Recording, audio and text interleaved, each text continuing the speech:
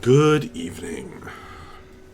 I am Max Porter, and by day, I am the writer, editor, lorekeeper, and board game designer at City State Entertainment. But tonight, as many nights, I am but a humble game master, preparing stuff for my players in my various tabletop RPG campaigns. And tonight, I am going to be kicking things off with some Blades in the Dark prep. And most specifically, although it is difficult to do Blades in the Dark prep most of the time, because you never really know exactly what the players are going to do, and the players have a lot of power over the game. I am in the good position, the wonderful position of knowing exactly what the players are going to do, how they're going to do it, where they are headed next.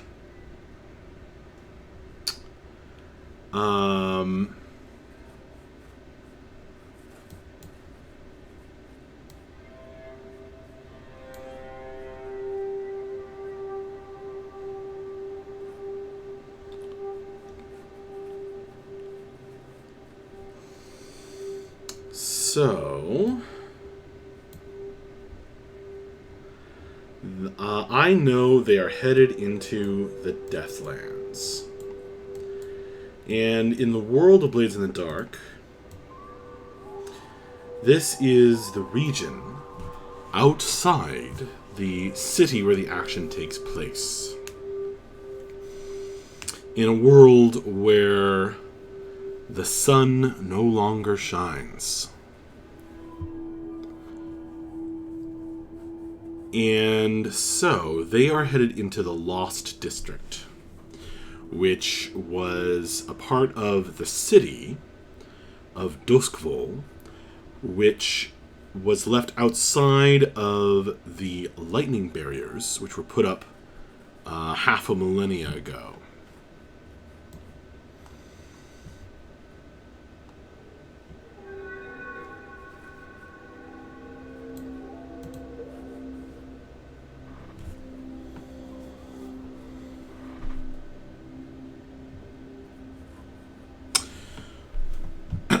And mainly, I found this amazing piece of art, and it says it's from gothicwalls.blogspot.com, but I'm starting to wonder if that's true.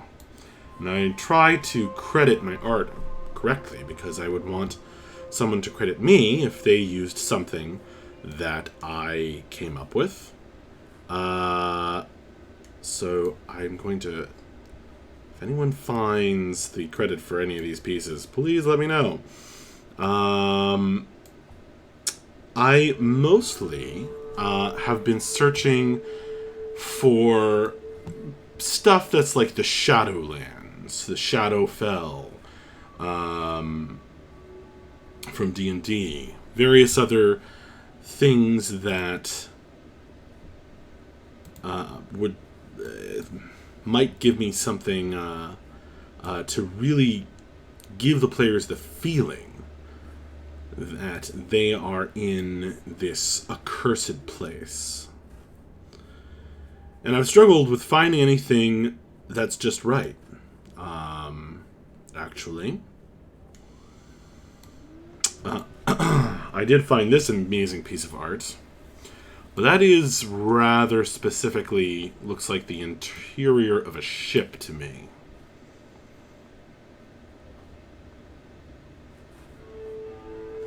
This big net full of wriggling fish.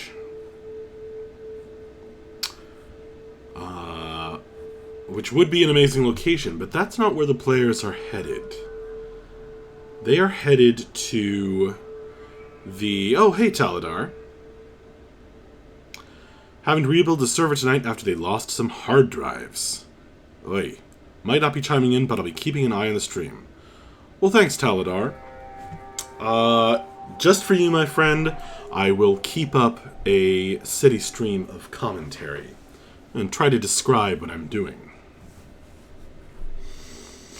So, the players are headed to find a box, a hideously carven box, with a pair of severed hands inside. And this is the score brought up by Suri as she was charged by her cult.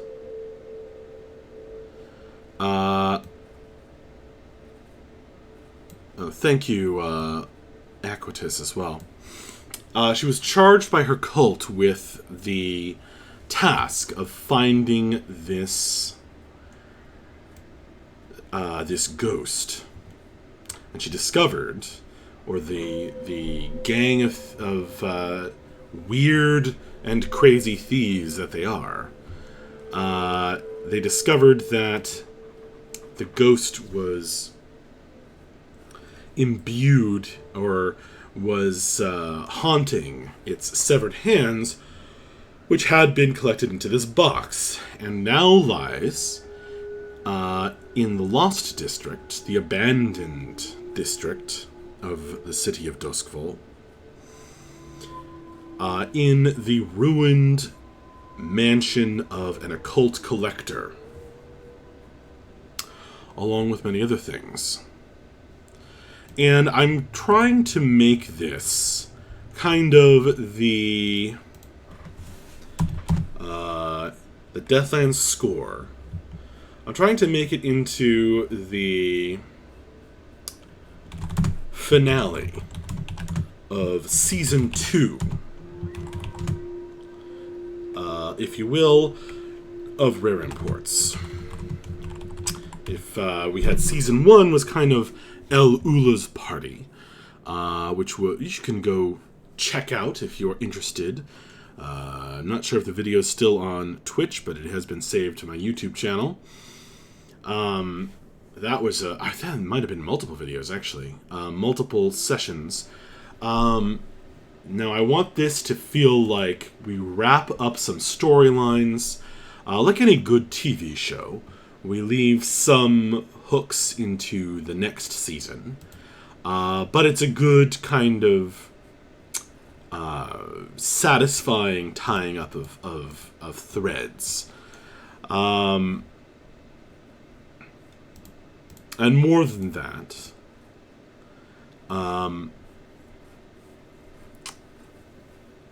it should be scary. It should be spooky. It should be everything we want out of a score in Blades in the Dark.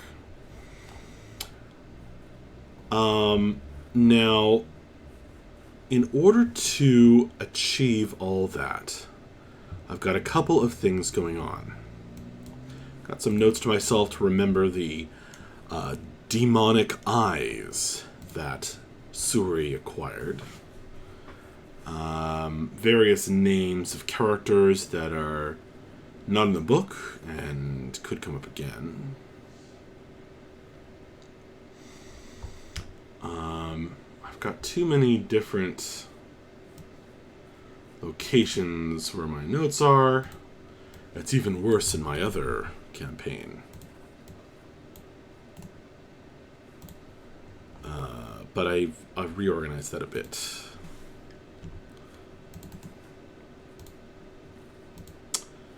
Okay. Right. So part of that is, part of the preparation here is, what I want to do is not box myself in by trying to work out every little detail, but to give myself rich and fertile ground for weaving a series of challenges and a story out of it. I think it might have been Taladar who suggested the curiosity killed the cat and now the curious cat kills. theme for the Screaming Lion. My apologies if it wasn't Taladar, but I think it was. It's a Taladarish thing to come up with. But I need to give myself more than that. So I have this Screaming Lion, which I think will be something I'll foreshadow, and maybe it could be the climax, which would certainly be interesting. Alternatively, there may be something in the occult building that turns out to be more of a climax. Not really sure how that's going to work out.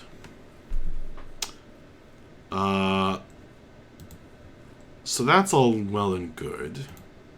And I made some notes to myself for things I need to write down so that I am not stumbling over my words in the moment. I'm pretty good. I'm pretty okay at improvising descriptions and NPC reactions. I think I actually do much better when I'm doing the voice of an NPC than an omniscient narrator. I don't know why that is. I guess I don't have too hard of a time of just getting really way too into the role playing. But I can't necessarily remember everything I want to say, and I can't necessarily say everything in the most eloquent manner off the top of my head. So I need to write some things down. So,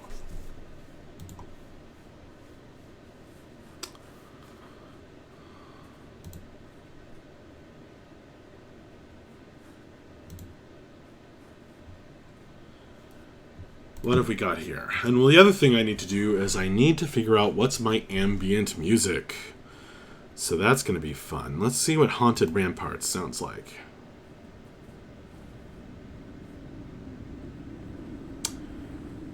I think the Deathlands might be what I was saving this for.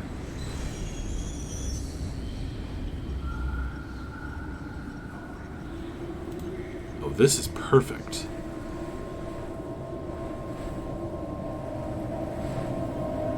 See, I keep wanting to use Haunted Ramparts. I keep wanting to use it, and a lot of the scores have been indoors, or not necessarily matching up with Haunted Ramparts, this series of sounds, but as background sound for the Deathlands, the ghost-infested place where they've got to watch out for possession, it's pretty perfect. I think I'm going to make a note of that.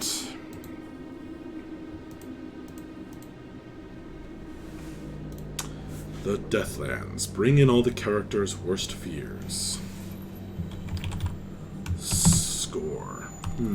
Or just music, because let's not overload the word score. Music. Haunted Ramparts.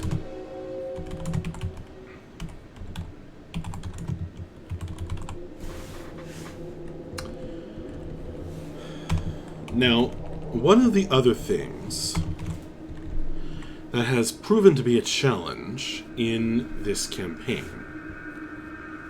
is that one of the characters is kind of a demon summoner by trade, and they all either can control ghosts or have means of fighting them, and in this setting ghosts are so common, it's been very difficult to make them scared, keep them creeped out, keep the players creeped out, which is often my goal, especially in this game. So having a music score that suggests certain things, of course, always helps. But the other thing I want to do is I want to come up with some things to say that are going to creep them out. The reason I've wrote down bringing all the characters' worst fears is the purpose of that is twofold. I want to, first of all, creep them out. And secondly, remember I said I want to make this score feel like the finale of a season of this game. And in order to do that, part of the way to do that, this creepy noise happening behind me. It's the cardboard box blowing in the fan wind. Anyway, I'm going to bring in their stories, their personal histories.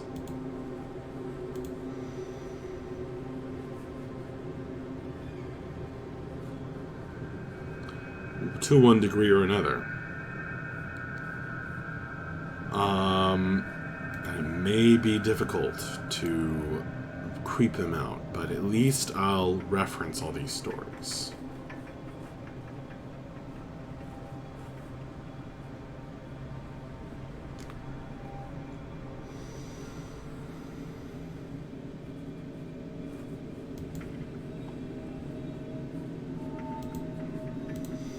This is a great soundtrack. Totally says Lost District, infested with ghosts.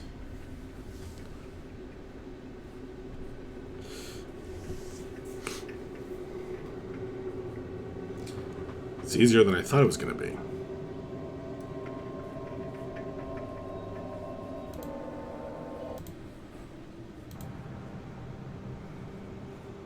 Excellent. What about House on the Hill? No, that's going to have a clock in it and stuff. Disembodied Spirits.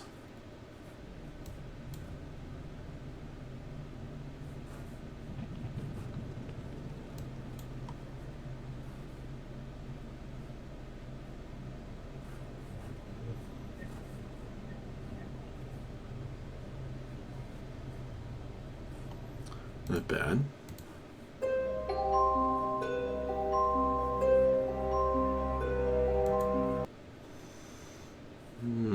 Certainly a different, not really ambient sound, but a theme song of some kind. Oh, and I have this haunted cemetery.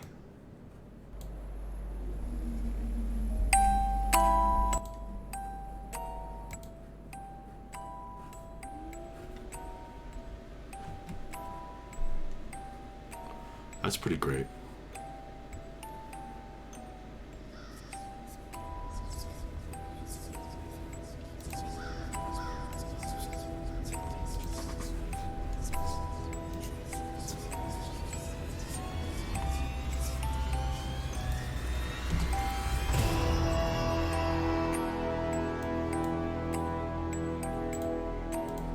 That's pretty great.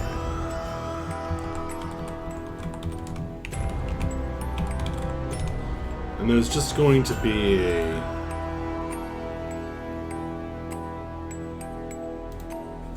series of this stuff.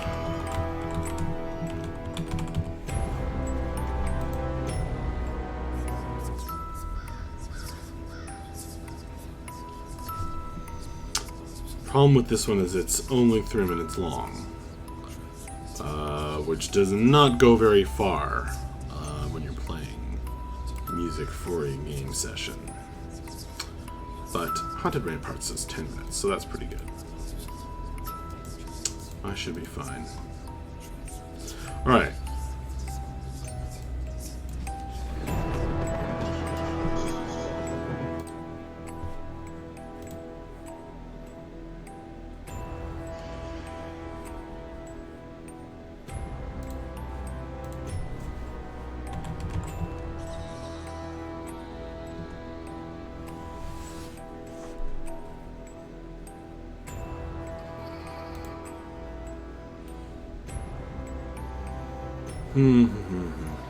All these challenges. I wrote down the tier 3 scavenging party. I think I'll say the Screaming Lion is tier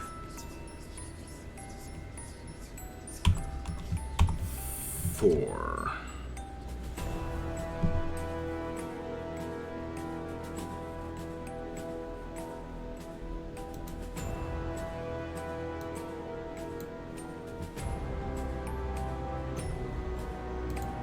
And that's really just a note to myself to,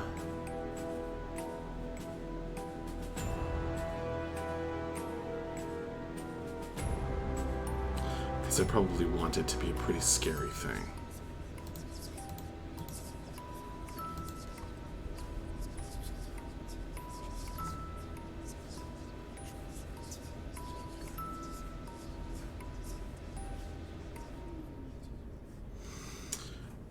All right. So let's see. What do I need to write out here? Description of the Deathlands. Well, to start off with, I really can't go wrong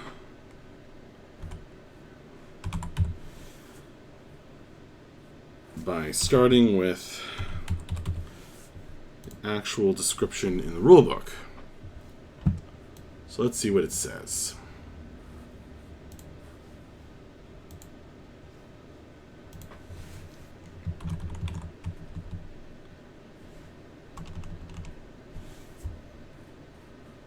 Loading. Uh-oh. Did I freeze? Am I still streaming? Yeah, I think I'm still live.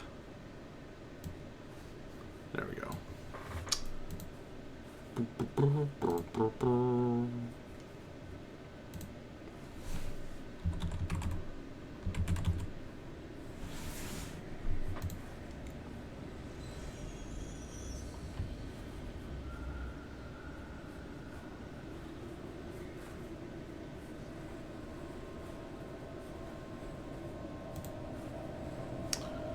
Computer is struggling. It's the heat. The cities of the Empire are each encircled by crackling lightning towers to keep out the vengeful spirits and twisted horrors of the Deathlands. The vengeful spirits and twisted horrors.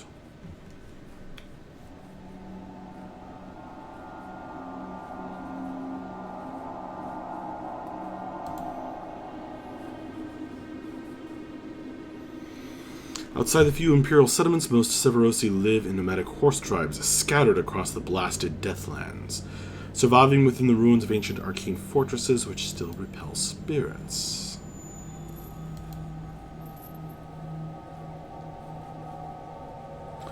The poisonous miasma of the Deathlands.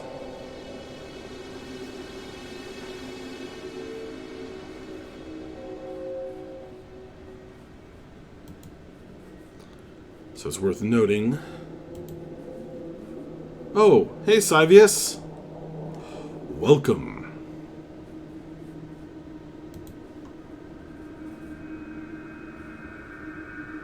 How's it going?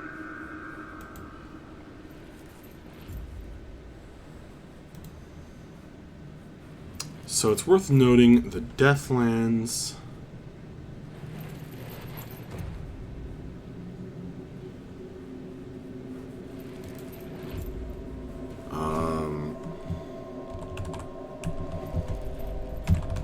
Clouds of I want to... You know, I really want to put in the dead. Spirits, bones. I really want to put in a giant dead thing. You know, there's something very spooky about a huge skeleton. I don't know. I'll think about exactly what that's going to be like.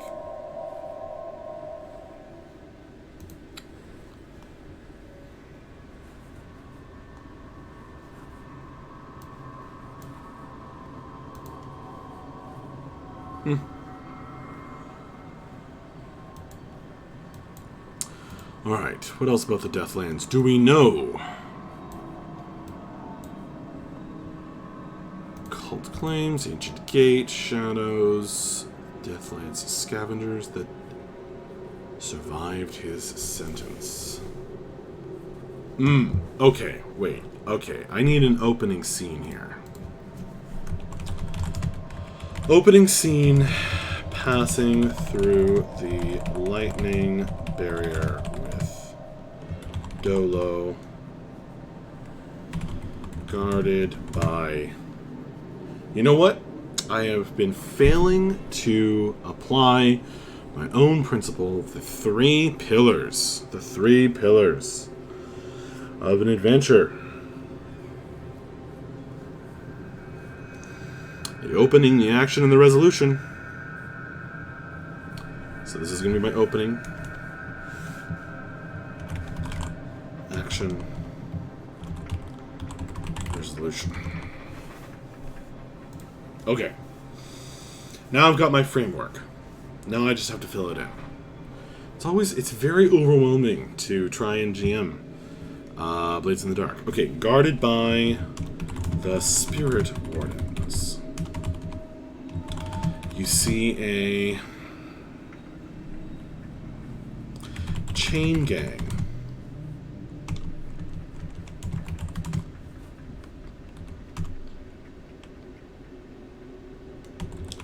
Getting their gas masks and pry bars.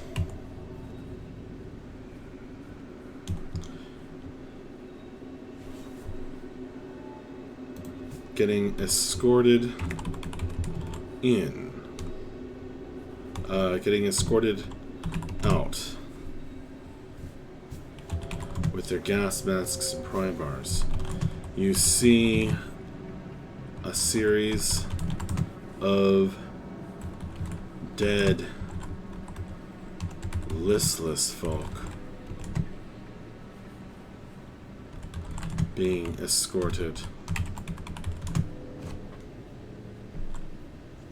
back into the city. Alright.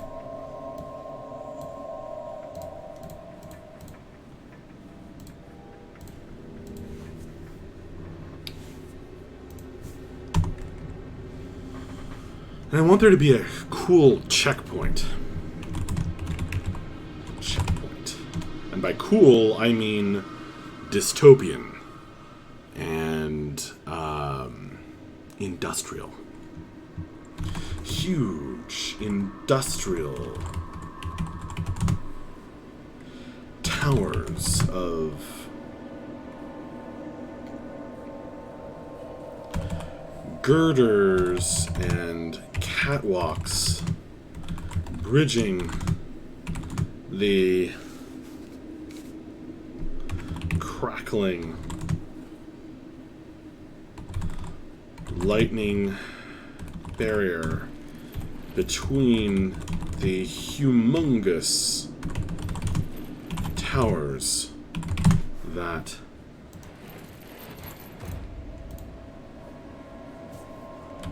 rise overhead.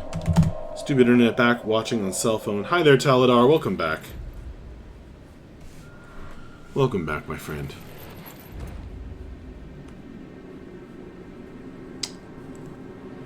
Huge industrial towers of girders and catwalks crisscross and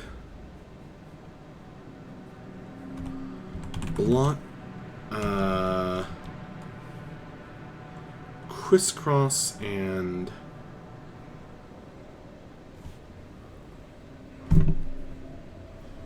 what else do they do?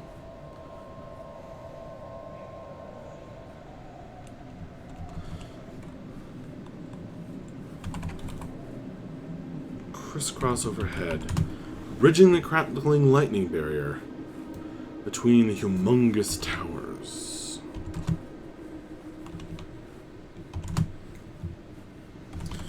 Blue-white electroplasmic energy hums with a deadly dryness in the air, illuminating everything in a stark, unpleasant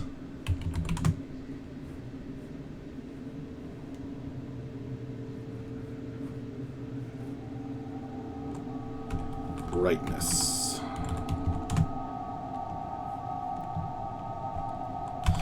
It makes your eyes tear up a little to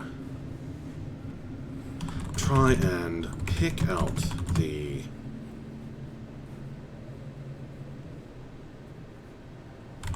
infinite complexity of... Man, what is that called? When you have like a crane arm or something, and those like triangular zigzag metal girders. There's like a specific word for that pattern or shape.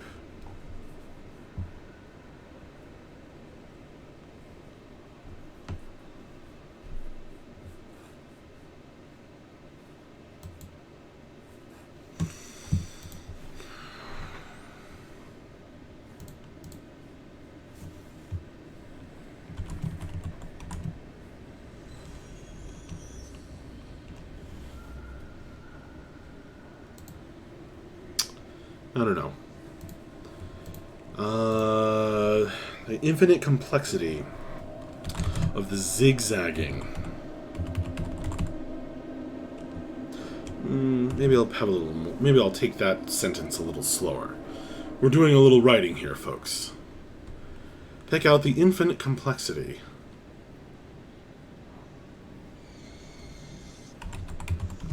of the iron, steel. I think given the time period, iron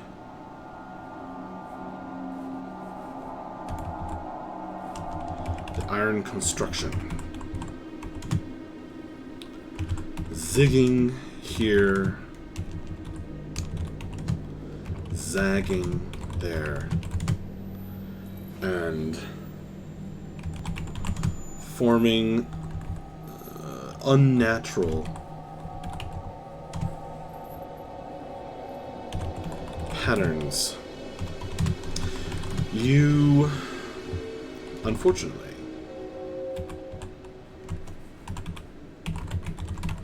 there isn't time to... There isn't an infinite reference. I'll repeat the word, but I'll reference the previous phrasing. Unfortunately, there isn't an infinite, that's a little hard to say, amount of time to stand gawking as the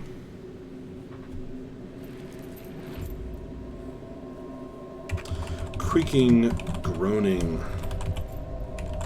structure is traversed by groaning convicts, guards.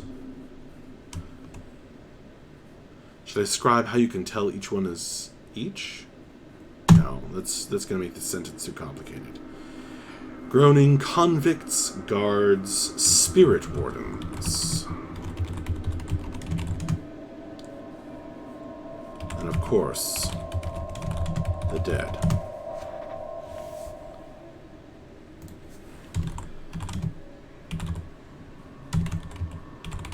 You see a chain gang getting escorted out into the Deathlands with their gas masks and pry bars. You see a series of dead or listless, shuffling folk.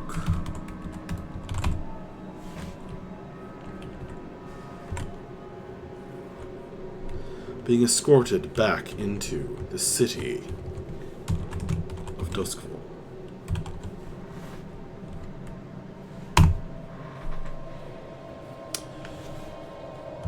You see, I want to, this checkpoint, maybe I should come up with a name for it.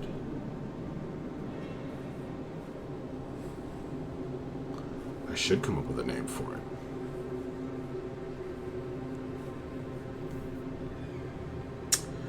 I want it to embody the dark, dystopian, industrial hauntedness of this setting.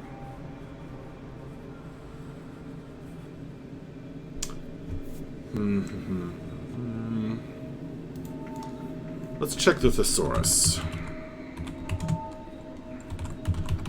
Industrial.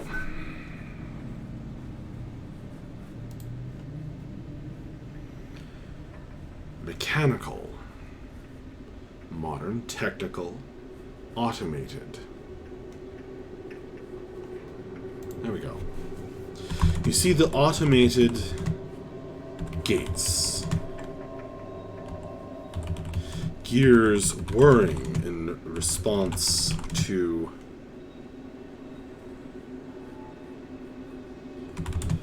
the spark craft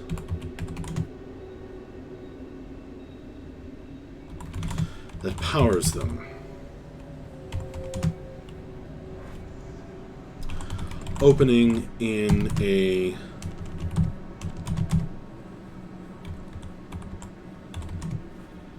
series of, how do I get some sound again into here, loud slams that send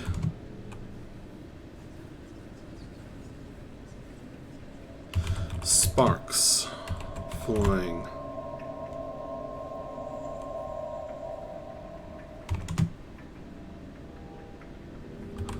only to close behind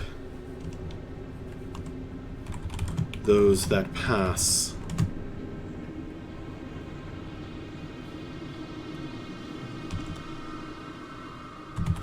with a slam that threatens to shatter your eardrums. Alright, I think that is plenty. In all, it is a, I'll just sum up. It is a harsh, industrial,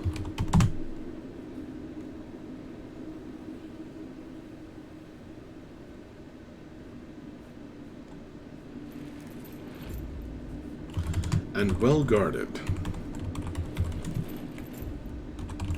place where the cheapness of life... I might not read this last sentence. I'll think about it. I might not actually read this out loud. This is more for me. The cheapness of life in Duskfall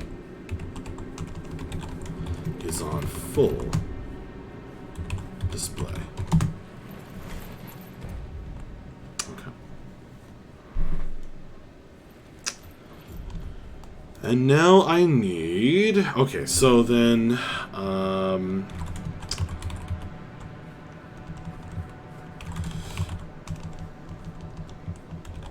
Dolo ushers you onward, and as a multiple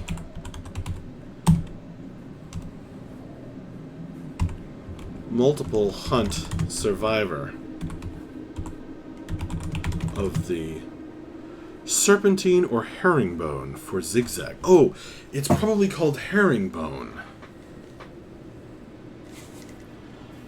Taladar. It's probably called a herringbone pattern.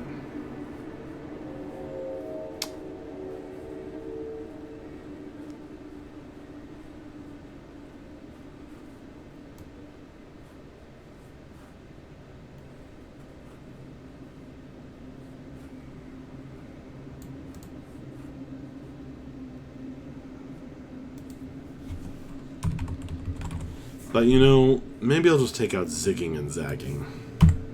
Doesn't feel... It's almost attributing too much life to this industrial place. Infinite complexity of the massive iron construction.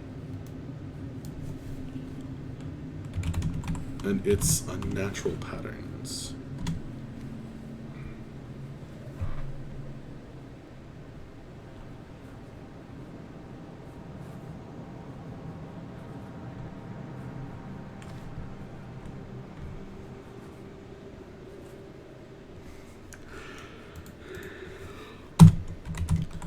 They all want you to just get on with it. Including the dead.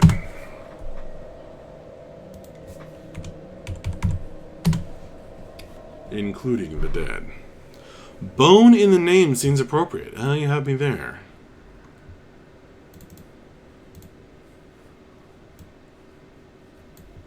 Alright. And it's herringbone patterns.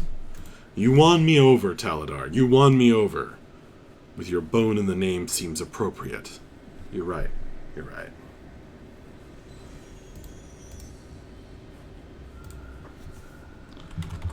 Of the Deathlands, he is given little trouble.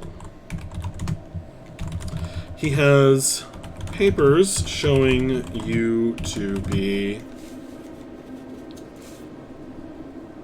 scavengers under his charge. Double T, so named for a fancied resemblance to the bones of a fish such as a herring. Sounds about right, Taladar. Sounds about right. Thank you for that.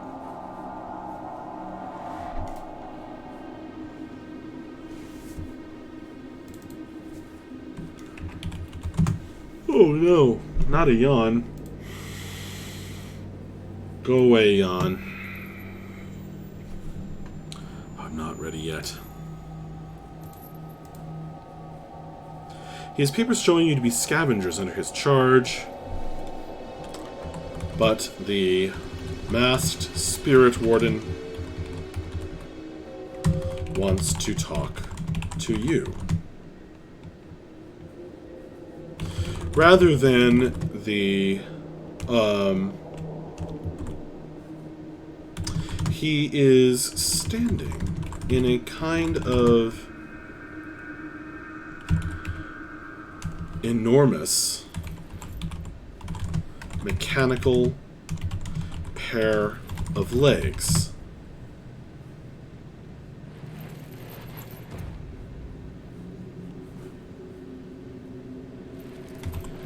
Which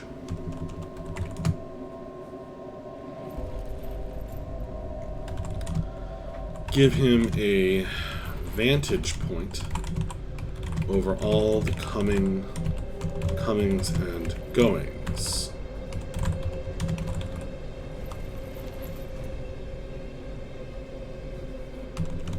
It is impossible to tell whether the other spirit wardens around are looking... I'm spending too much time on this, but I'm having too much fun.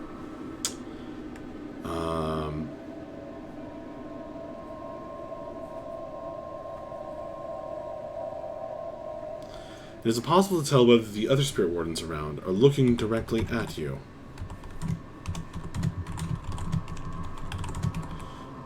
Through their implacable, impassive bronze masks. But this one leans way over the mechanical legs rotating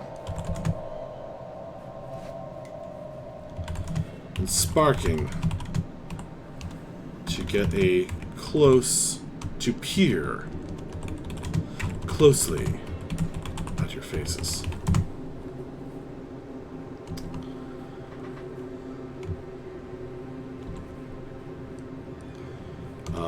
And then I'll turn on this voice modulator. Voice mod. Where is it?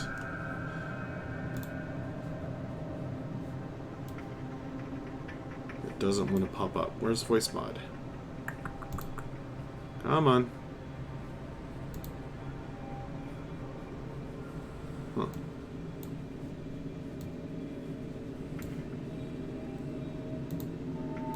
There we go. Oh, it's crashing. Alright. Well, hopefully it won't crash when we actually play. But I'll turn on the gas mask sound. And just be like, state your name and business.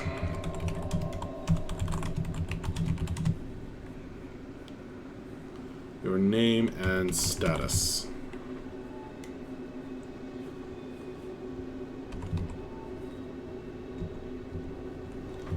Alright. And then I don't know what's going to happen after that.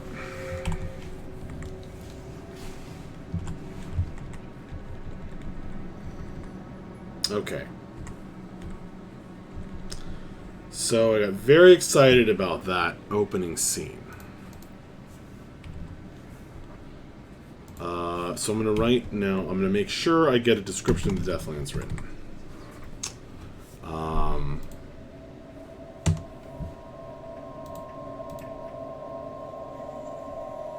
A derailed train in the Deathlands.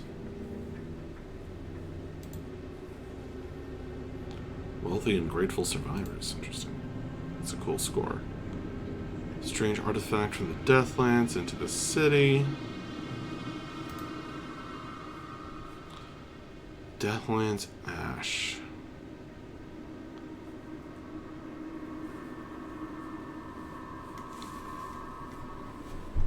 That's cool.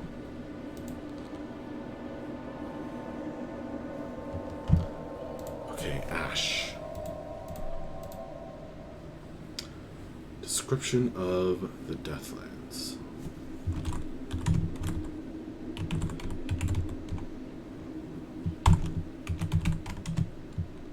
Ash. Dust.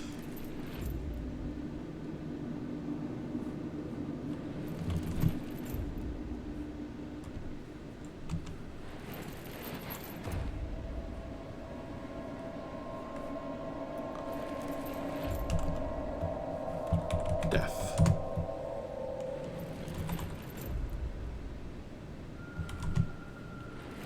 Things are what seem to Make up. Ash, dust.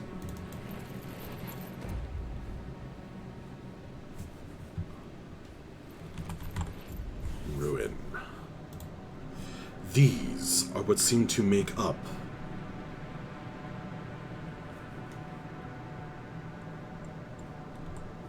everything. Ugh.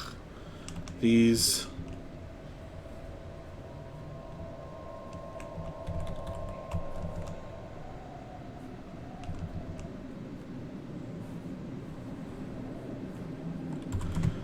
This is the Deathlands. Cool.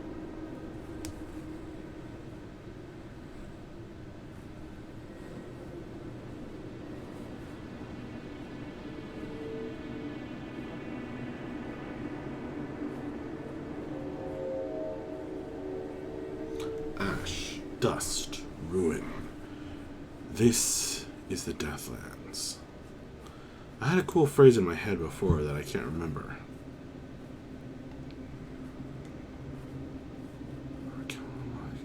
A demon, a electrified hull on a boat to repel boarders or ghosts, an outfit coated with chemicals to mask you from Deathland's predators.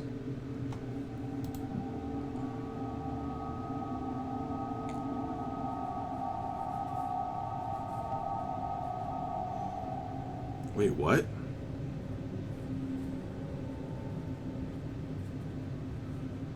Good lord.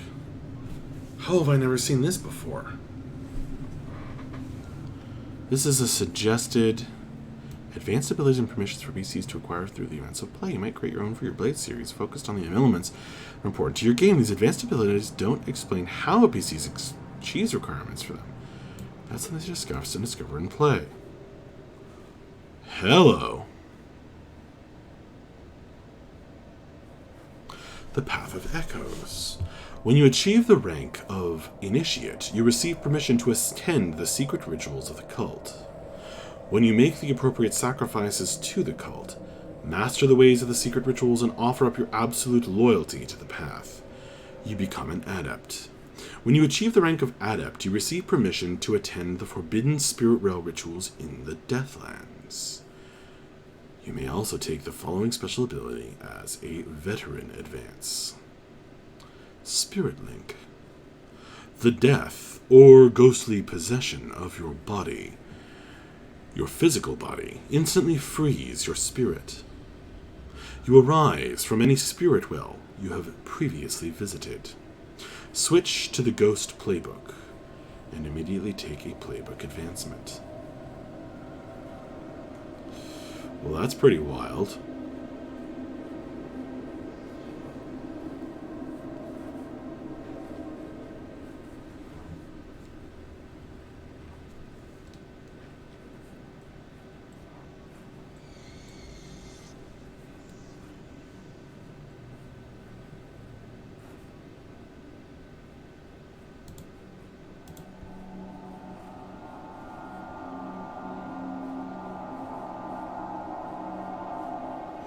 Cool. Wait, no. Okay.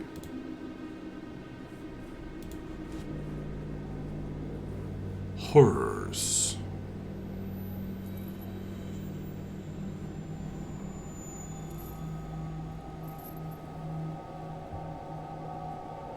Echoes, specters, horrors, reconciled.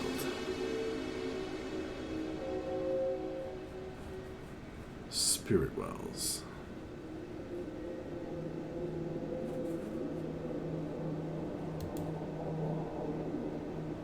The Lost District, ravaged by plague. Reinhardt Prison. The obsolete port was abandoned to the Deathlands. The Deathlands. The world... Oh, okay. No, I'm going to straight up use this. The world beyond the lightning barriers. The world is a wasteland of petrified trees, ash, and choking clouds of miasma. Restless ghosts ceaselessly search for the faintest spark of life essence upon which to prey. Alright, I'm going to straight up use that. It's in the rule book.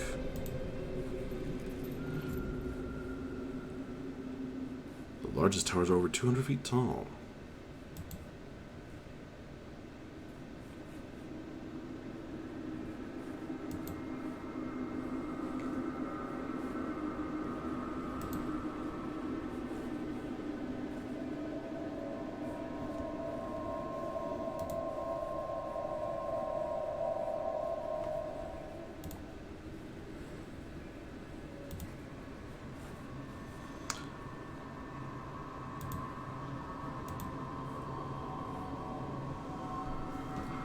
Deathland Scavengers. Railjacks. Protect the Electro trains.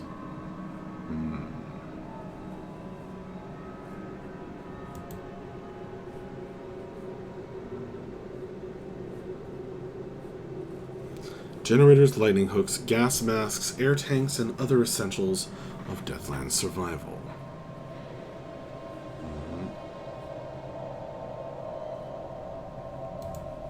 Convicts.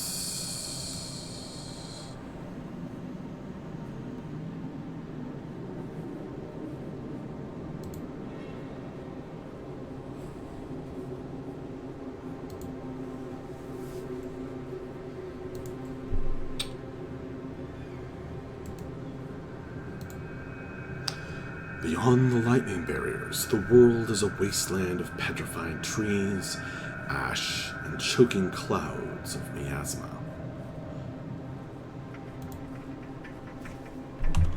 I'll just add in, you can see restless ghosts ceaselessly searching.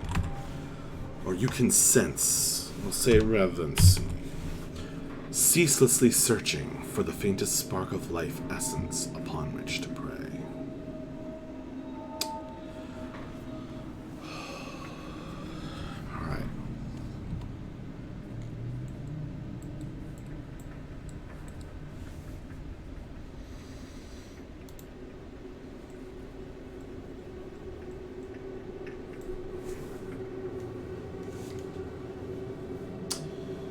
Now, you're supposed to jump to the action in this game.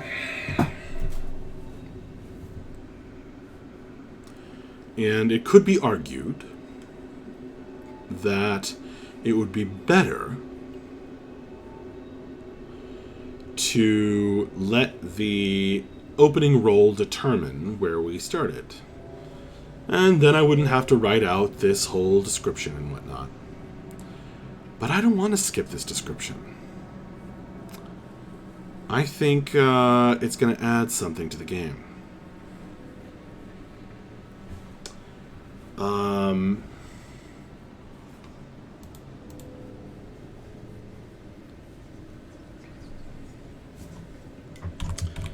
Here in the Lost District, the remains of a once great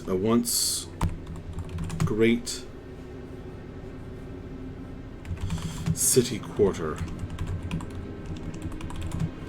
lie ravaged by wind, poisonous, acrid gases,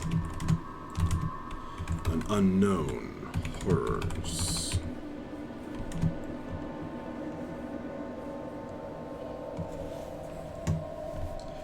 I'll use these images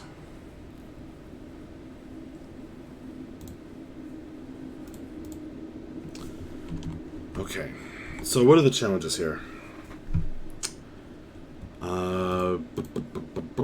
Dangers of possession, cat weirdness, pale folk, scavengers.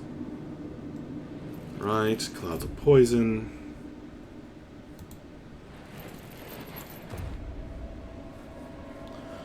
Ghost rolls for the win. Indeed, Sidious.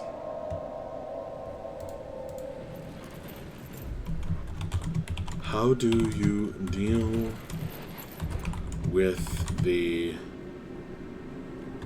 ghosts with the wandering, ravenous spirits? The players will have an answer for these questions. How well? That'll be probably the third one. I'll do 3. How do you deal with the choking clouds of poisonous gas?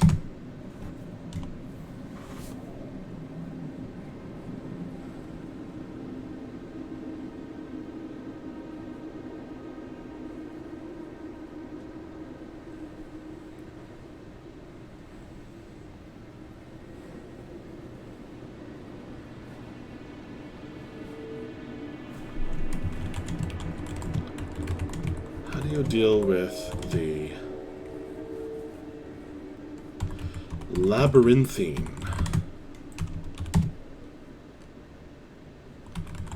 ruins of fallen buildings,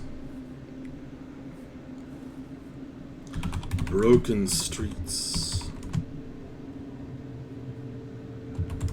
and monstrous hits into the dark. How do you deal with the wandering, ravenous spirits that wish to possess you? Okay. So I think those are all valid questions.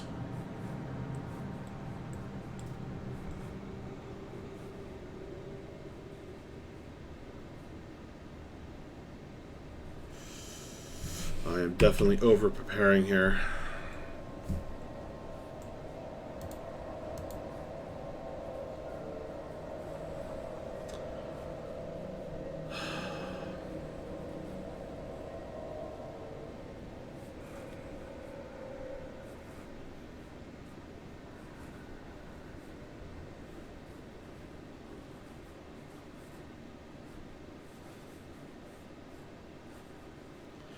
It might be best, given the way this game works, and it wants you to get right to the action.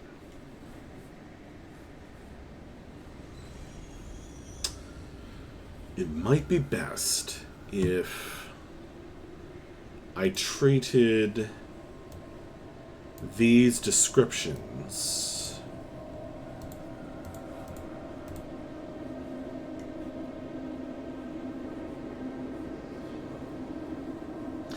as just something that I read through.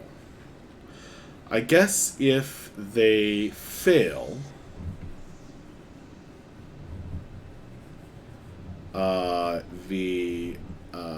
if they do really badly on the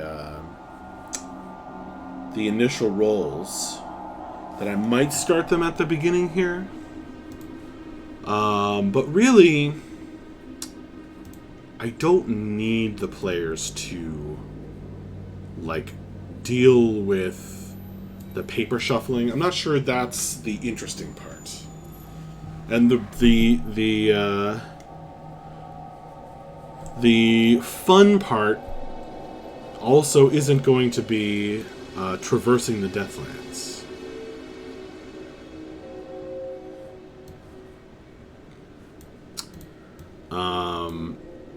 The fun part is going to be the occultist's mansion. Did I ever give the occultist a name? I'm not sure. I don't think I did. Wait. There he is. Occult Collector.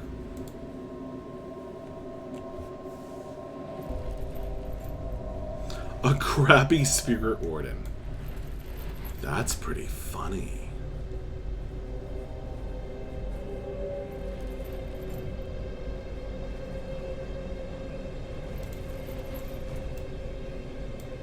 also gives a lot of opportunity to the players to pick up some information about the Spear Wardens, who are their hated enemy.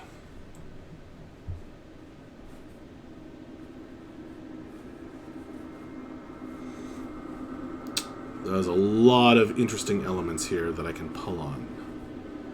Where's my main ghost? There he is. Fanetree Kesserin, aka Bliss.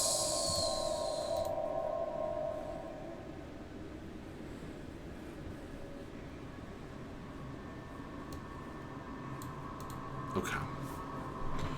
Alright. I have prepared everything I could possibly prepare. Well, that's not true, but I think if I do any more, I will definitely be over-preparing. And then I'm gonna lock myself in to, by doing all of this work, I'm gonna lock myself into wanting to use it and not wanting to waste it, and a certain way of thinking, and the game will be best if I let myself be flexible. So I have lots of stuff here, lots of stuff to play with. I have some pre-prepared descriptions because there's some things I want to make sure that I communicate and that I'm ready to. I could just rattle off without saying a lot of and evil stuff. Not that that's necessarily a huge problem most of the time, but I'm definitely going to be able to get through all of this. So that's pretty good. I consider that pretty effective, pretty useful prep. Because I'm excited about it, so this is going to set a certain tone. Ooh, man, look at all this interesting stuff I put in for the Screaming Lion. The Deathlands, description of traveling with the guide, Dolo, description of the ruined occultist mansion. I do need to know what the mansion looks like. It's a big house.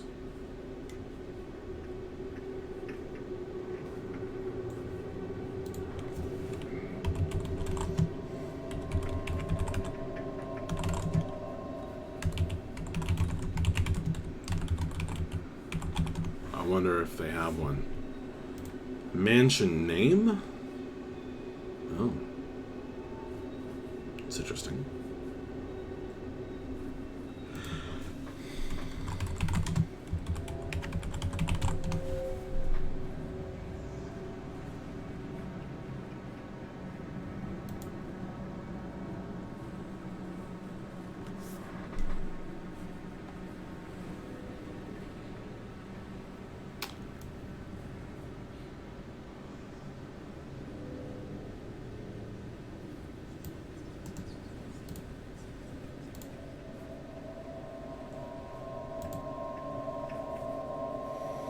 Just a little inspiration.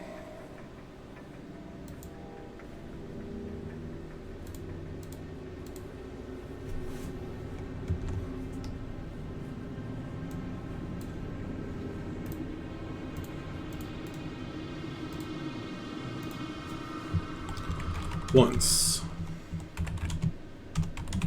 this large building was... Maybe I will need an illustration for the actual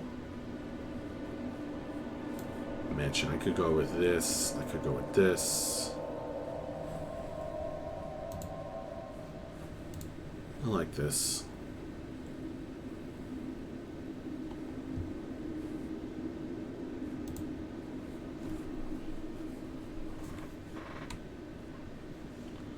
This large building was well apportioned and marvelously decorated.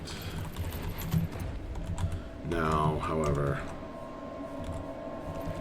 marvelously decorated with stonework, oak,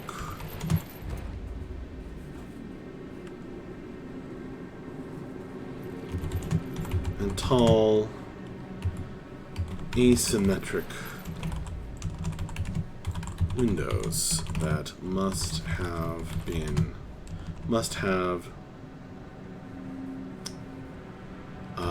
given it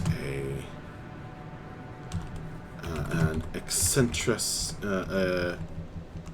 and a fine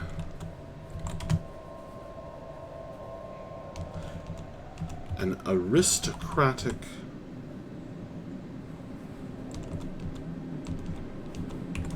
an eccentric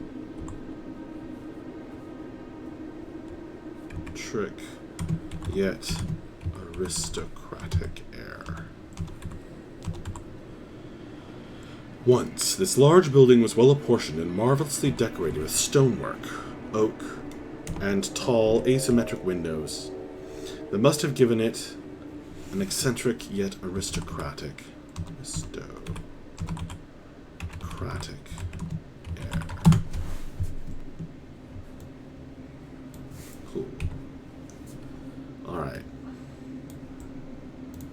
That's all I'm going to do for that. Why? Because anything more I do is going to just slow the game down.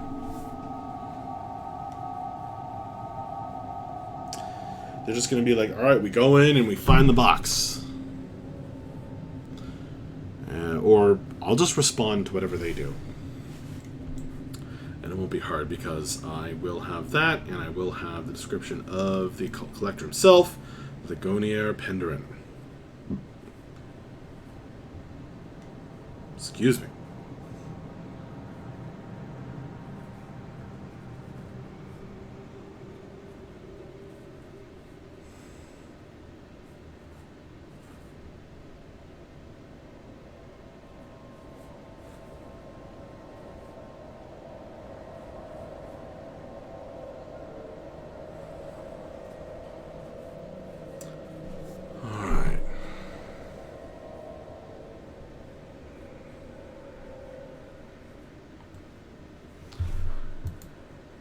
Really just got to make sure that I read through this before the game.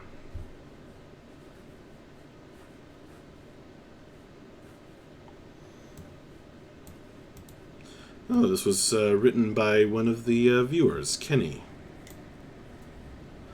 Might use that at some point.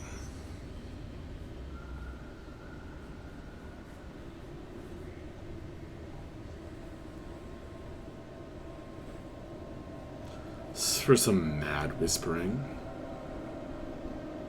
Might be good for that.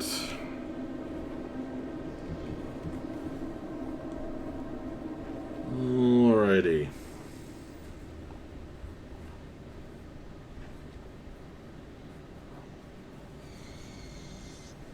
Think I'm good. I think I'm good. And I've got my 25 spooky things. Indescribable. I put that on there because it's a Lovecraft word.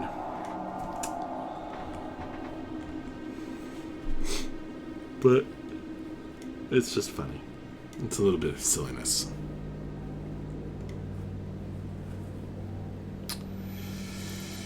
Well,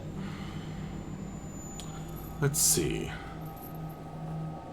I don't think I'm going to work on Blades of the Dark Rare Imports anymore.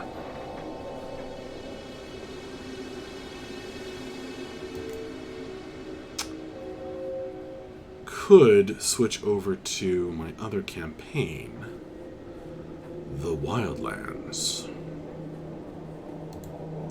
You know what? I think I will.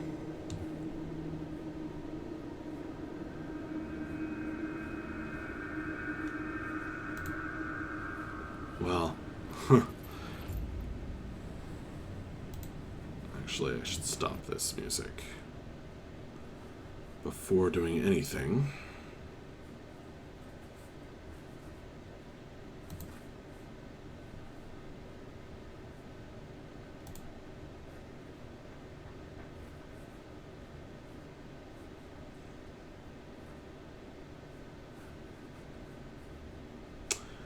Now, for the Wildlands, I've also got to be careful about over-preparing. In the Wildlands, we just had a death. A death of a player character.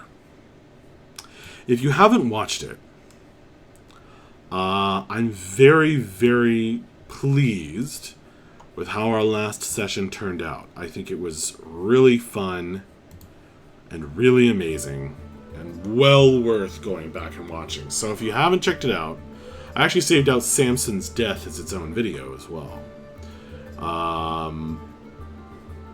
Although as climactic as that and amazing as that was, I don't know if it was the best part. But if you want to go back and watch Blood on Cloud Summit Path, I think that's been our best recorded session, possibly, so far. Had lots of fighting, a little role-playing, a little puzzling, a little insanity with a wish spell and a deck of many things.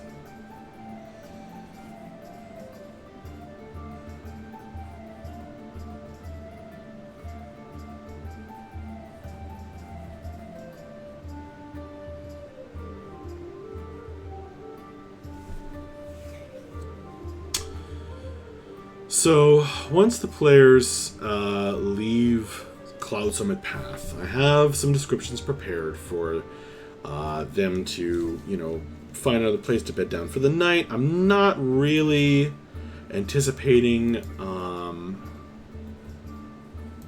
them, pushing on. Although I will certainly reward them for doing so.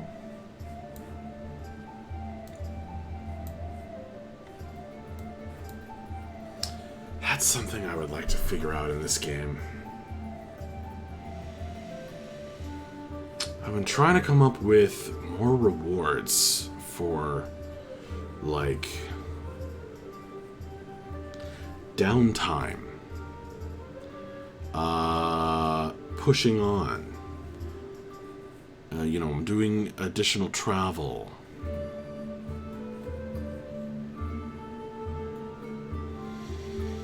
I haven't figured out what the perfect thing is yet. I only recently figured out the perfect thing for live games, and now we just play on the internet, and it doesn't work as well on the internet. So I've got to use stuff on Roll20 effectively. That's all I know.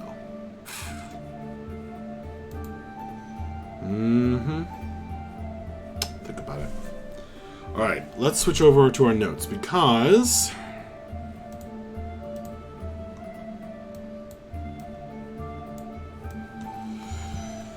the one thing I am pretty sure I'm going to need when we play on Sunday night, we're going to play that Blades in the Dark game tomorrow night, so please come back for that. It should be, if all goes according to plan, a heck of a lot of fun. Come for Sunday night, we'll be playing the Wildlands campaign. And the one thing that I don't have that I know I'm going to need is a description of Arkney.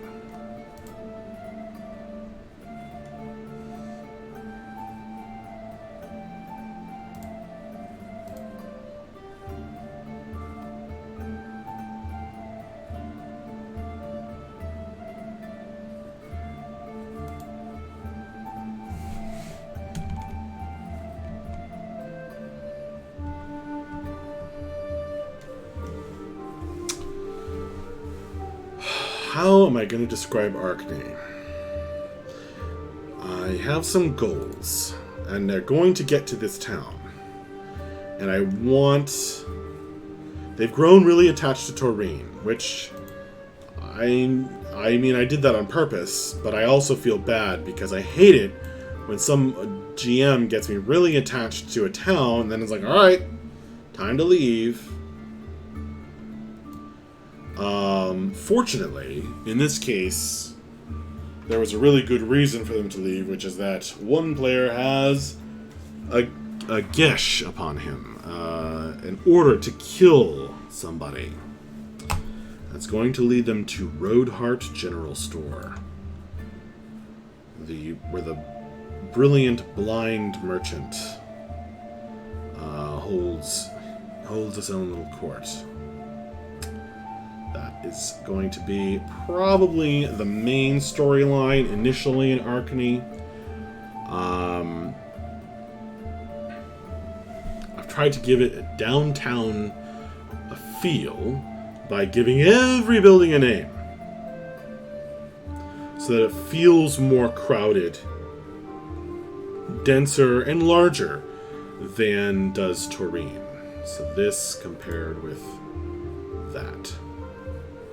I think I've achieved that.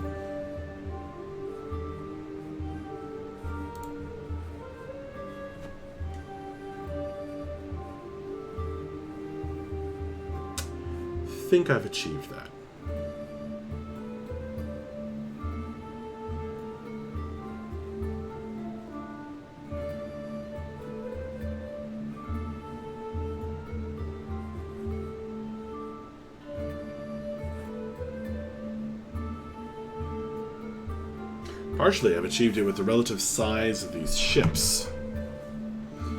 But I think mainly it's did all this work to make all these names. I have this whole document set up. But what I don't have is the description of their approach.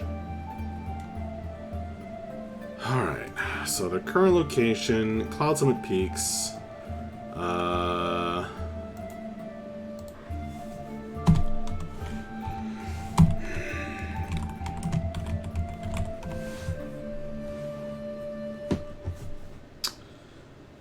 Oh, I did come up with a name for the lake, which is Deep Lurk Lake.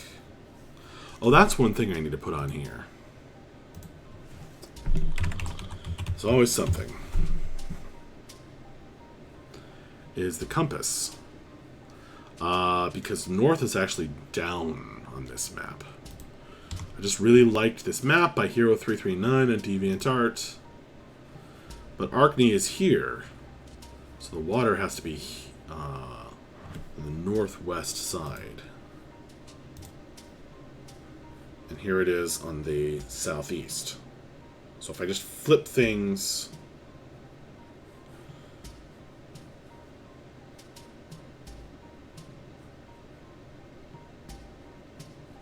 it'll work out.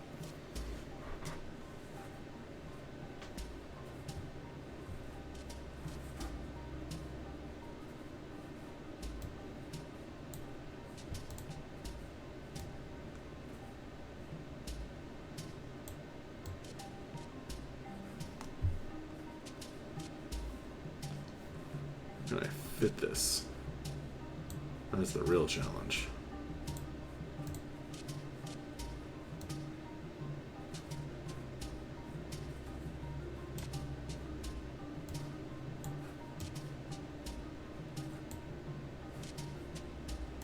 Sorta, kinda upside down.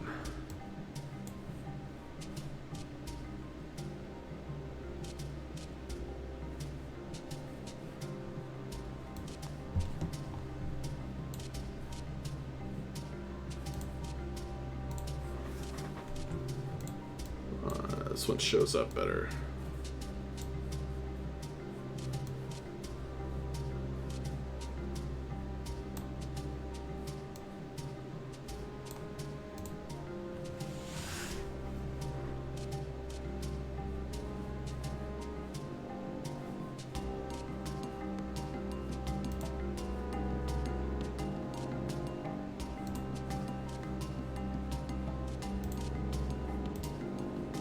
It doesn't matter that much.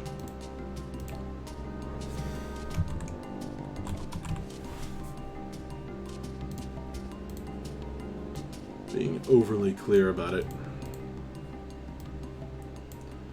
It's not like the players are going to care that much. Of course, you never know when that thing's going to come up. That kind of thing will come up.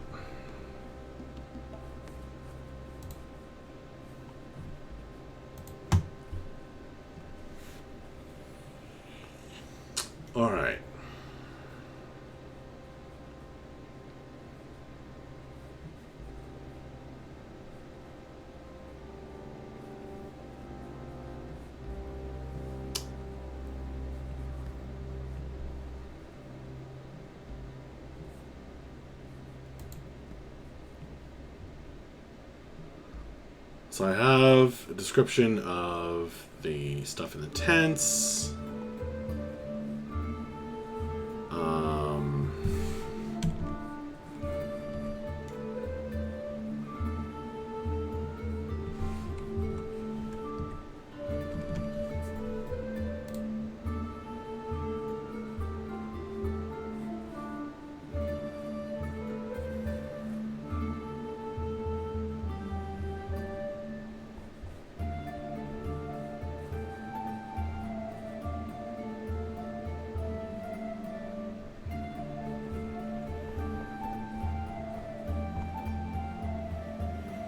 Thank you to Kassoon.com for being the amazing resource that you are, helping me build out this town. I still have to add some stuff to make it more interesting. Some intrigue beyond the main problem the players have. Which is that their warlock is here to kill someone good. Like it or not. But on the approach to Arkney.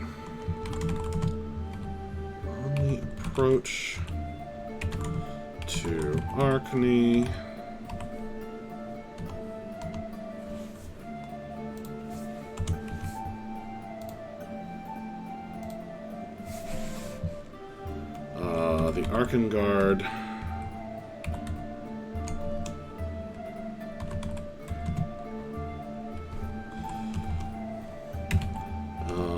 halt with crossbows. This is going to be a very different feeling from the Blades in the Dark game.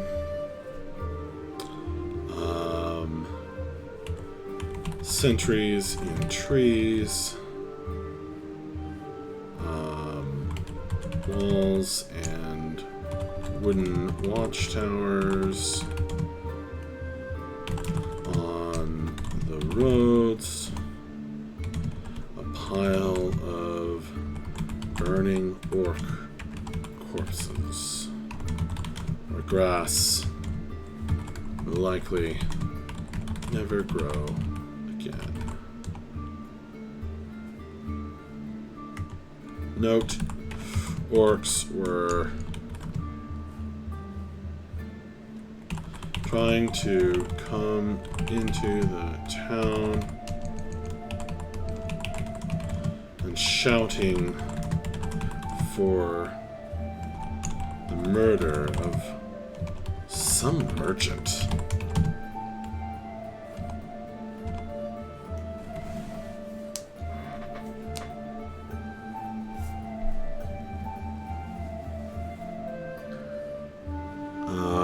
And I have to pick who the bad guy is. That's a big thing I have to do in Arkney. That's a big thing.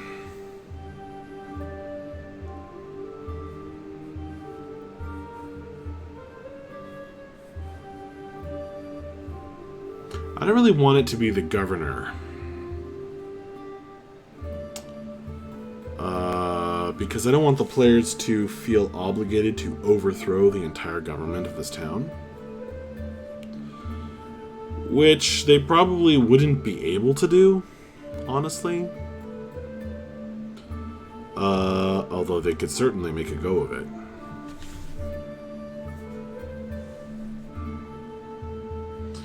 But I want them to come back to Arkney. I want them to feel like it's another home. Besides, I think Toreen kind of was becoming home.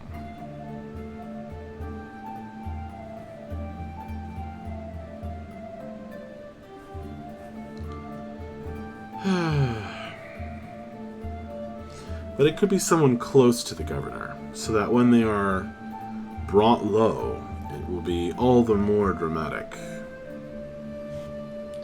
Alternatively, it could be, you know, a rival.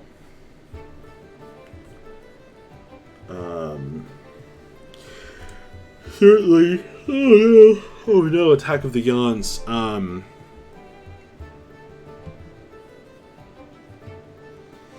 It It could be the first suspicion will fall on the high-level spellcasters. I have to think about how I want this to go down. Because I haven't needed to work out all the details of the mystery so far. I knew what, it was. I knew what the curse was. And I knew how it came about.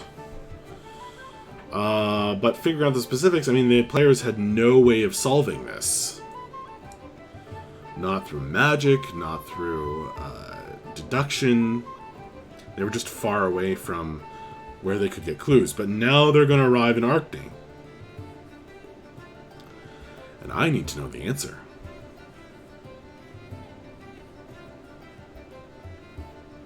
Or it's going to be lame.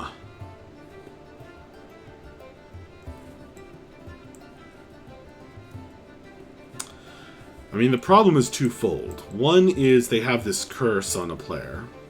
How do we deal with that? How do we remove it? And the other problem is who put it there. And that's going to become a bigger problem. That's going to become more of a focus. Right now, it hasn't been a focus because they have no way of figuring that out. But they will. They will now.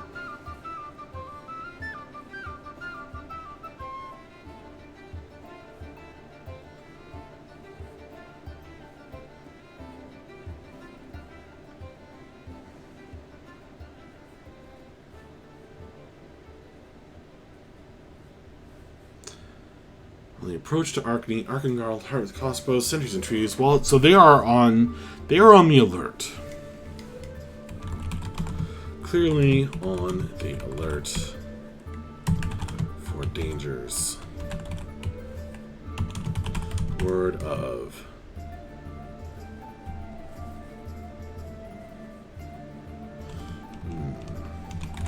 These wandering, wild, savage races, as they put it, have, as the guards put it, have been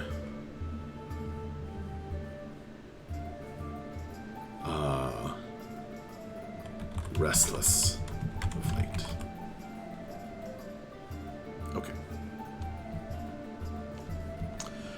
Let's write a description of Arkney.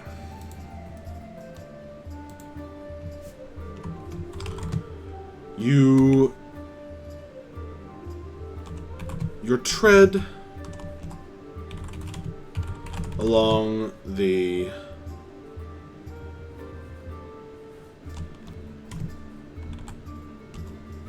now dusty road,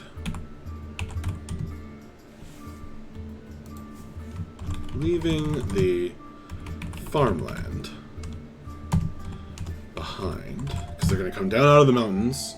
They're going to find farmland and some, scattered copses of trees, forest, fluttering in the wind. The snow is melting quickly here in the foothills. Write this down. Come down out of mountains.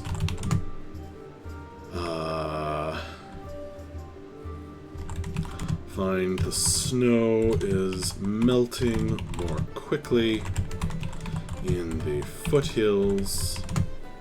Oh yeah, when they camp. The players camp in the cold mountain night. Ask about warm winter clothing.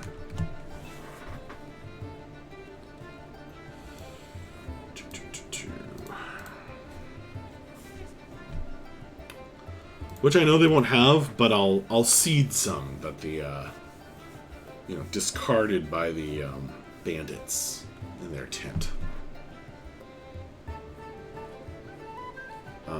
And most likely somebody will be able to cast some spell or something that'll protect them.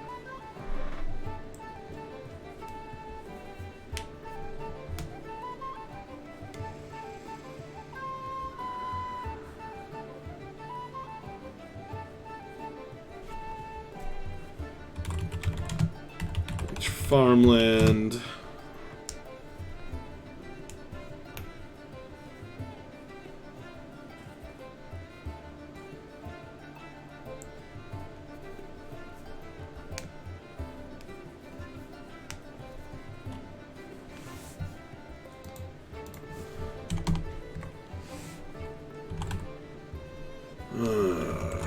After leaving Taurine late in the day, climbing into the snowy mountains. Well, I'll get to that, but this is something I should try to remember.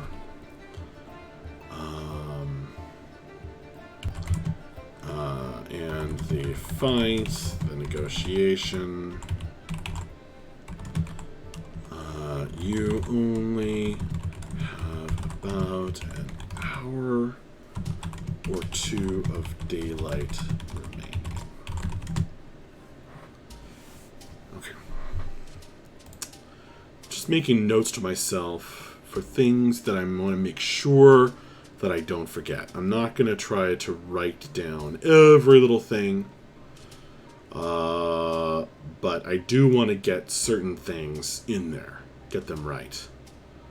And I'm not worried about my ability to improvise in the moment a description of the sunset hitting the mountains and them, camping in the snow and what that all feels like and bring that to life. I don't have any worries about my ability to do that, but I want to remember,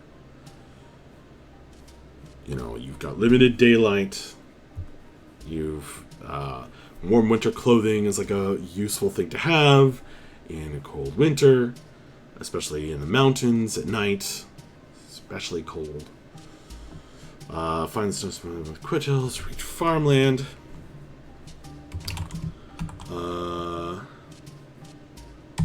To area with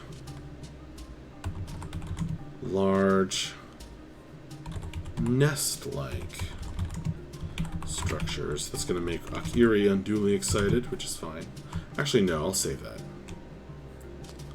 To area with watchtowers, because this is a human. This is a mainly human town.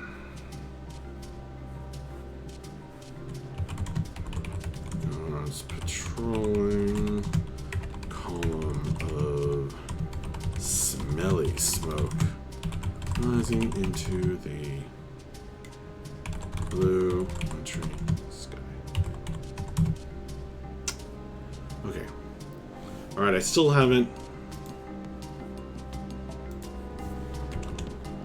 done Army. Let's do it now. You tread along the Traumatisty Road. Brings you slowly up again. And as you crest, a slight rise and look out over the brown winter foliage. You get your first sight of it. Sight of the peaked roofs and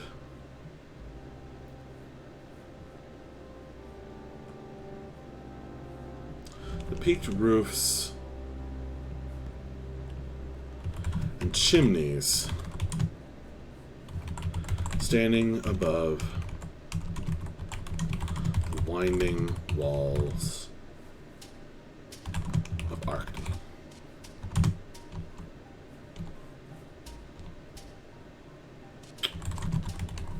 Level up. Well, I'll say they level when they get settled.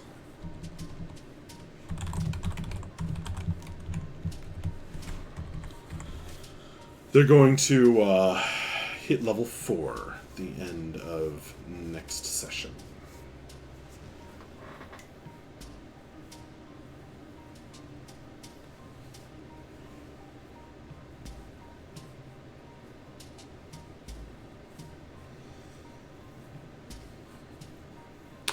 The time has certainly come.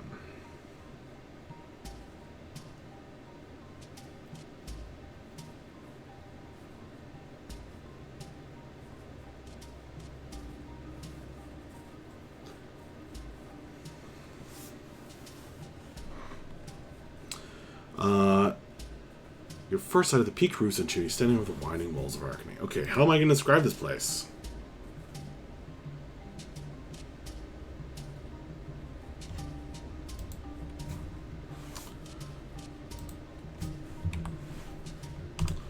And then I'll go here.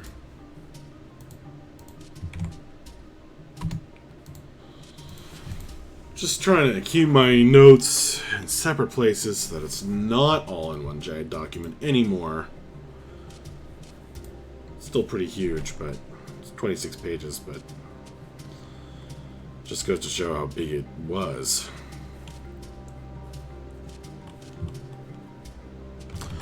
Arkany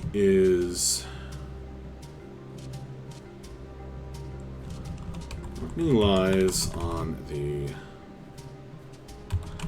southeast shore of, I'll just tell them, Lake Deep, okay, a large, they'll find out the name of the lake, right? Surely they will ask. Deep Lurk Lake. I don't know, what do you think, folks? Anybody out there, what's your opinion on the name Deep Lurk Lake? Is it too goofy, or is it nice and fantasy magical? Slightly ominous. Or is it just silly? I don't know. A large lake where tall, masted ships and boats come and go.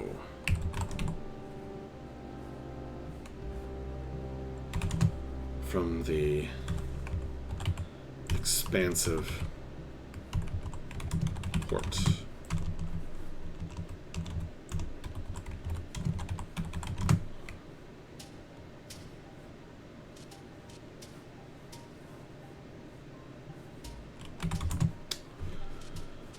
The first impression of the town is of one in transition. Not quite Deep Lurk. Works if you have a secret lying within. Oh yes. Oh yes. There is indeed. It's just not on this side of the lake right now. If you look at the map, see, this is a big lake, right? It's 3 days travel across.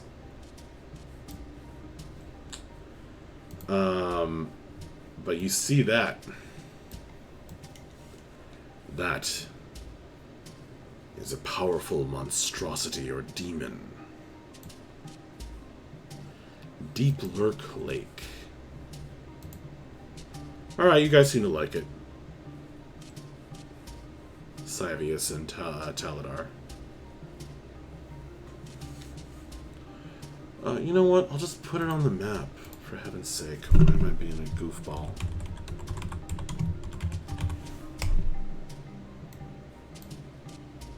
Why am I being a goofball?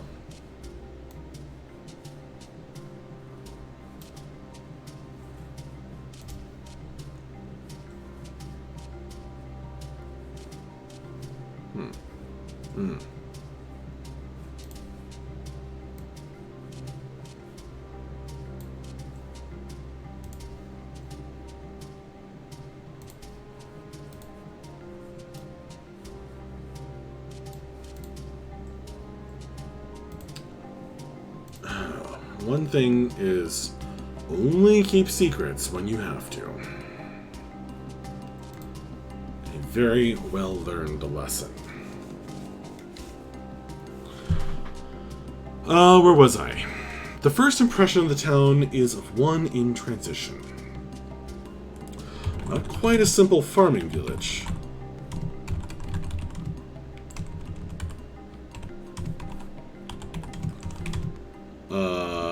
More than a simple farming village, farming and fishing.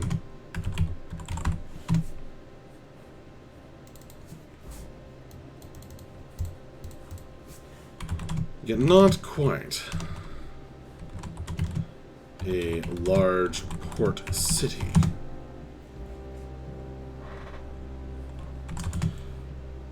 The place immediately evokes an air of enterprise and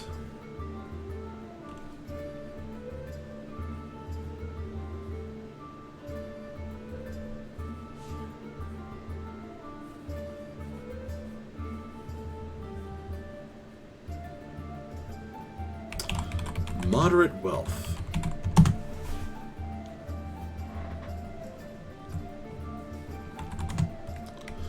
The folk you pass on the roads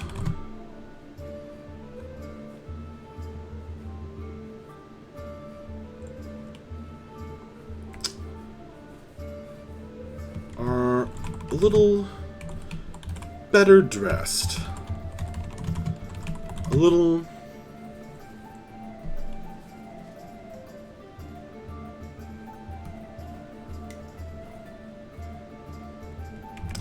cleaner, and also a little more suspicious. A little more wary.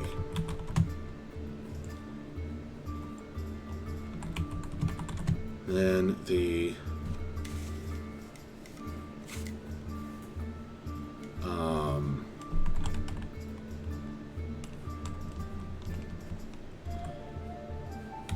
average. A little more wary than you're used to.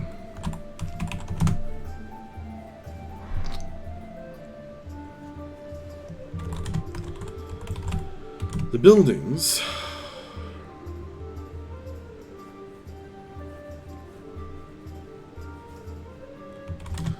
are either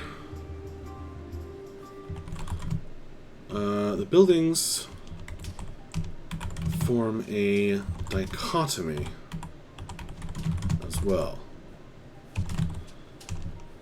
Either old and dilapidated, or new, or new construction, less masterful, perhaps, but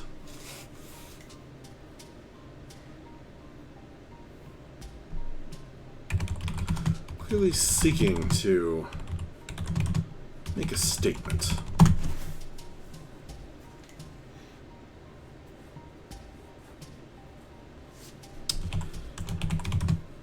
Worth noting as well.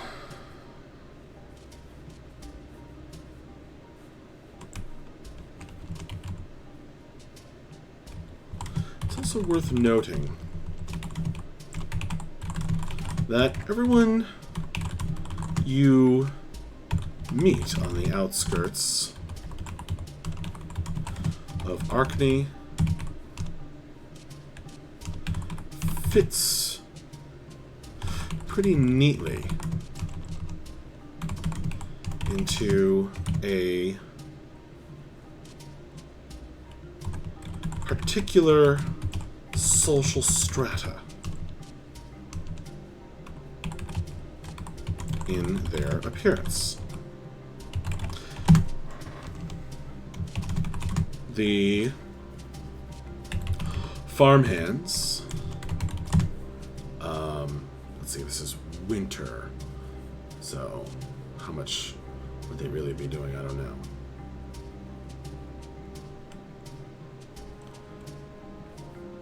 What do you do on a farm in the winter? Clear the frost.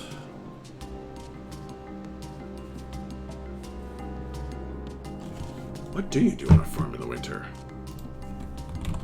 What do you do on a farm in the winter? So, duties of the farm. Prepare for the coming year by budgeting for and purchase things like seed and fertilizer. Okay, that's not helpful.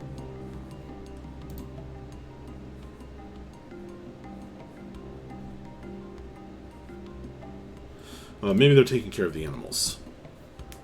Sell your summer crops and repair machinery. Well, there's no... Actually, there might be magical machinery.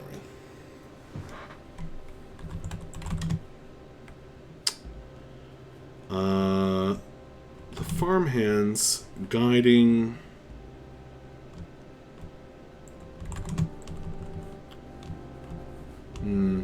Oh, a magical thing is going to need a little bit more prep than a casual mention at the end of a sentence. Okay, the farmers look like farmers. The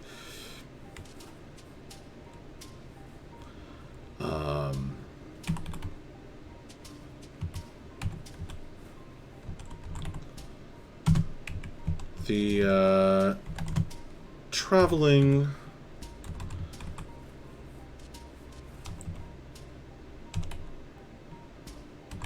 peddlers in their carts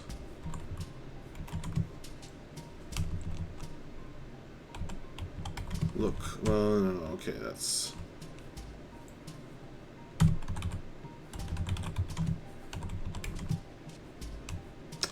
Farmers look like farmers. The guards look like guards. The well-to-do are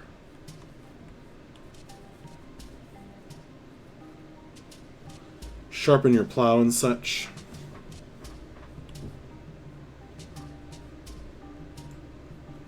I suppose so, Savius.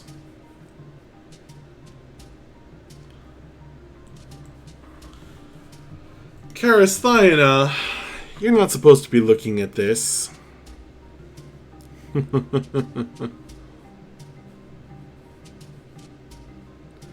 How you doing?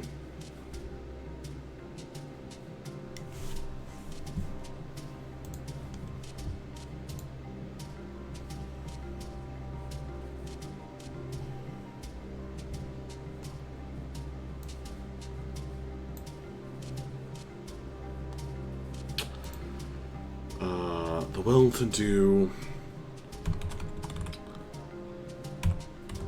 are better dressed and travel in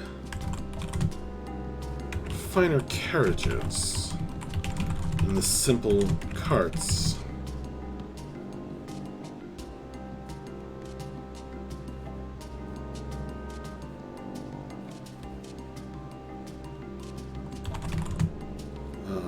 Of the traveling peddlers. As you get nearer the city, you spot a couple of magical plows clearing dead brush and magical plows, needing no horse or oxen team, but clearing dead brush and debris and winter debris, dead brush and snow, and dead brush and any remaining snow under the careful eye of the more successful farmers.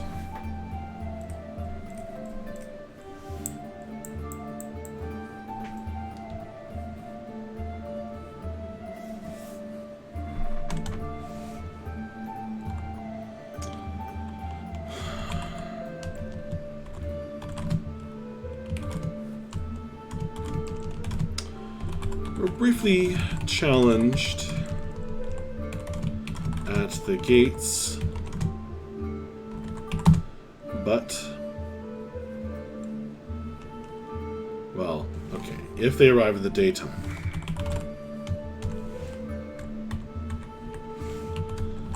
Allowed to pass easily through. Nighttime. The imposing gates are closed. Great.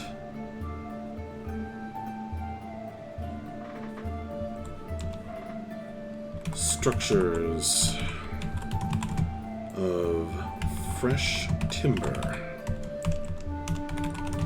and the cluster of torches and lanterns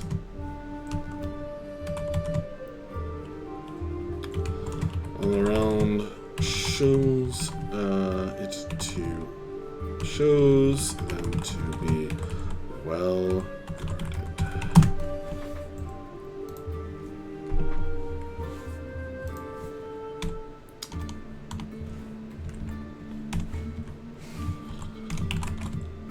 Once inside, it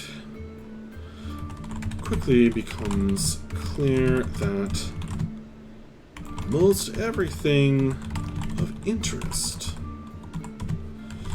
lies in what might be called downtown Arkney, as the walls have been placed with plenty of room for the town to grow. All right.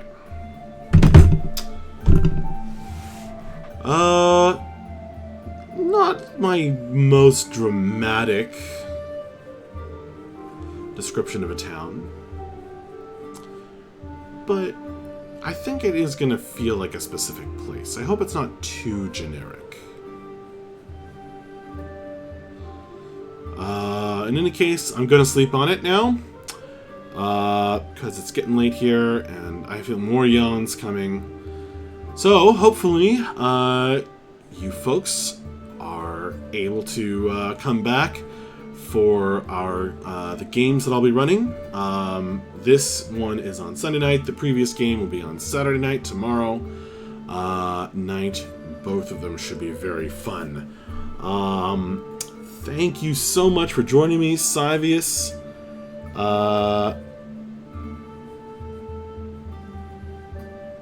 And Taladar, Cyvius, I fanboy a bit on your other channel to keep the mood up, but this was a lesson in both AD&D,